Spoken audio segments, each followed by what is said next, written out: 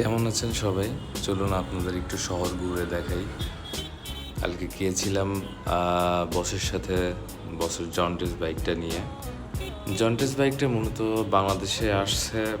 বাংলাদেশের, আমি মনে করি বাংলাদেশের সবথেকে ভালো বাইকগুলোর মধ্যে একটা বাইক জন্ডিস জিকে 155।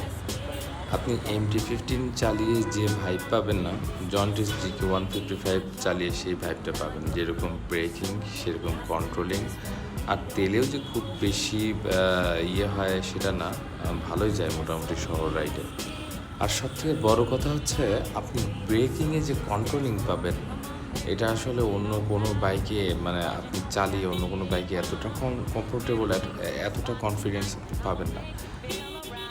তো ঠিক আছে বন্ধুরা, ভালো থাকবেন সবাই, সুস্থ থাকবেন। দেশের পরিস্থিতি ভালো না, সবার জন্য দোয়া করি। সবাই ফিলিস্তিনিদের জন্য দোয়া করবেন। ভালো থাকবেন। আল্লাহ।